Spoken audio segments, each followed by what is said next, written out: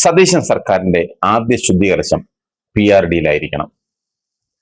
ഇടതുമുന്നണിയുടെ തെരഞ്ഞെടുപ്പ് പ്രചാരണത്തിനായി കോടിക്കണക്കിന് രൂപയുടെ സർക്കാർ ഫണ്ട്, ആ ഫണ്ട് ദുർവിനിയോഗം ചെയ്ത PRD വകുപ്പിലായിരിക്കും സതീശൻ സർക്കാർ ആദ്യ ശുദ്ധീകരണം നടത്തേണ്ടത്. PRD director TV Subhash IAS deputy director K Suresh കുമാറുമാണ് ഇതിനൊക്കെ ചുക്കാൻ പിടിച്ചതെന്നാണ് കേൾക്കുന്ന ആരോപണം. ഇവരായിരിക്കും നിയുക്ത മുഖ്യമന്ത്രി VD സതീശന്റെ നോട്ടപ്പുള്ളികൾ.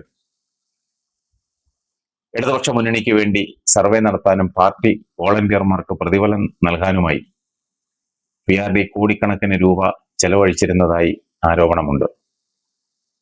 ഈ ദുർവ്യയത്തിന് PRD ഉദ്യോഗസ്ഥർ കണക്ക് പറയേണ്ടി വരുമെന്ന് കോൺഗ്രസ് നേതാക്കൾ തെരഞ്ഞെടുപ്പ് വേളയിൽ തന്നെ മുന്നറിയിപ്പ് നൽകിയിരുന്നു.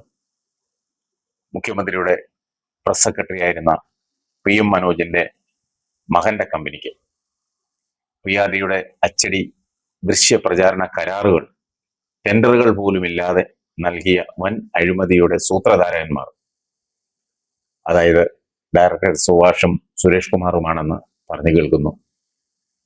അതന്നേ പറയുന്ന ഒരാരോപണമാണ്. PRD കരാറുകളുടെ കമ്മീഷൻ തുക ഉദ്യോഗസ്ഥർ വീതിച്ചെടുക്കുകയായിരുന്നുവെന്നും അകത്തളങ്ങളിൽ അടക്കിപ്പിടിച്ച സംസാരമുണ്ട്. കമ്മീഷൻ തുക വിനിയോഗിച്ച് ഫ്ളാറ്റ് വാങ്ങിയ ഉദ്യോഗസ്ഥരുണ്ട്. അതിനെതിരെ വകുപ്പിലെ ചില ഉദ്യോഗസ്ഥർ തന്നെ വിജിലൻസിൽ പരാതി നൽകിയിരുന്നു. സർക്കാർ ഉദ്യോഗസ്ഥർ വീടോ ഫ്ളാറ്റോ വാങ്ങുമ്പോൾ സാമ്പത്തിക ഉറവിടം വ്യക്തമാക്കി വകുപ്പിന്റെ അനുമതി വാങ്ങണമെന്ന ചട്ടം പാലിച്ചിരുന്നില്ല. വിജിലൻസ് അന്വേഷണമുണ്ടായപ്പോൾ 2 വർഷം മുൻപ് വാങ്ങിയ ഫ്ളാറ്റിന് വൈകി നൽകിയ അനുമതി അപേക്ഷ ചട്ടം കാറ്റിൽ പറത്തി പൂർവ്വകാല പ്രാബല്യത്തോടെ അംഗീകരിപ്പിച്ച സംഭവമുണ്ട്.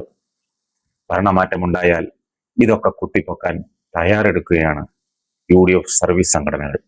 കോൺഗ്രസ് അനുഭാവികളെ മാത്രമല്ല, അഴിമതിക്ക് കൂട്ടുനിൽക്കാത്ത ഇടത് അനുഭാവി ഉദ്യോഗസ്ഥരെയും കഴിഞ്ഞ 10 വർഷമായി PRDയിൽ സ്ഥലമാറ്റ പീഡനത്തിന് ഇരയാക്കിയിരുന്നു.